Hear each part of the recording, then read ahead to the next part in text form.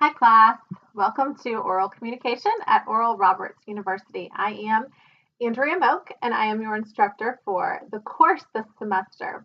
I wanted to make my own introduction video because I know that you all are asked to make your introduction videos, and for some of you, as some of you have already expressed, that can feel a little bit intimidating or awkward, and I completely understand. You feel like you are sitting alone in your room or your bedroom or wherever it might be making a video for the computer, but it goes deeper than that. I promise you that it goes deeper than that, and there is some true meaning behind why we ask you to make these videos. Of course, obviously you're in an oral communication class and a speech class, so we're practicing our speech techniques for this class.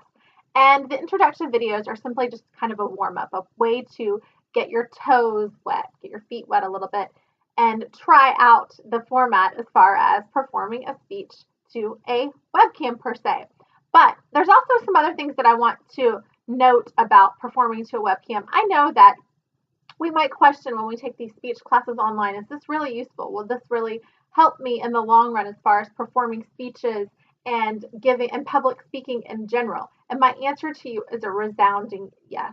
First of all, if you were in my speech class and we were person to person, the way that I would tell you to practice your speeches before you stood up in front of the class and performed a speech is to do it in a camera. Why? Because you have the ability to not only practice your speech, which practice is the key to performing a speech that seems rehearsed and that seems prepared. Practice, practice, practice. The more that you practice, you're not going to be looking down at your notes all the time, which is a natural thing to do, to kind of look down and rely on those notes or rely on a PowerPoint presentation that you read word for word. You don't want to do that. You want to be able to kind of speak off the cuff. Of course, you might have some notes that have some bullet pointed tips, some guidelines for you to go by that you glance at quickly and then can continue with your speech, but you don't want to rely on notes or look down on notes. So when we watch ourselves in a webcam or watch ourselves in a camera on a video, we're able to kind of pick up that we might rely too much on our notes, and then we can correct that.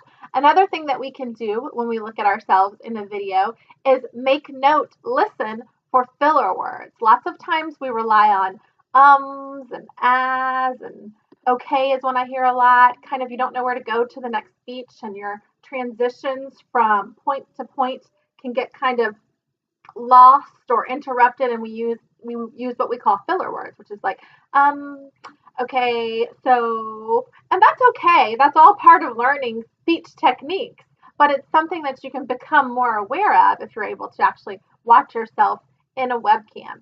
The other reason that I want to emphasize how useful this technique actually is that you guys, we are in a time where I cannot emphasize, and I don't even think I need to emphasize how important and paramount communication through things like new media is becoming.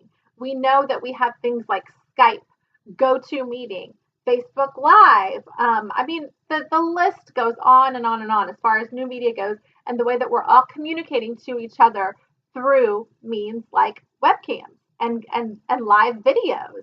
And when you're working in a corporate environment, chances are you're going to also be utilizing these types of communication to communicate with one another.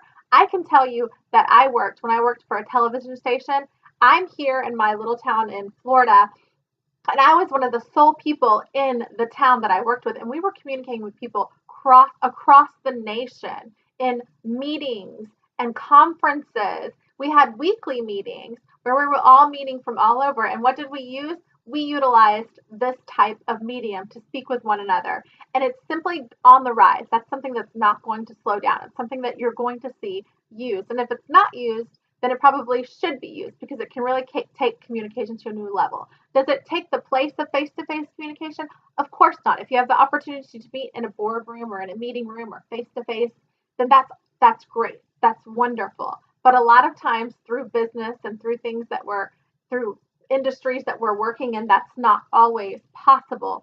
And the best way, the most feasible way to communicate with one another is through means like this. And it's important to have some techniques in your tool belt to be able to most effectively communicate with people. I'm going to keep this video under 5 minutes because I want you to make sure that you take all of this in. Don't feel at all don't feel too intimidated by this. We're all learning together. We're in this together. Have fun with this. We're going to go over lots of tools and techniques, and I can't wait to see your introduction video. So go ahead and post that now. All right, I look forward to working with you over the next several weeks in oral communication.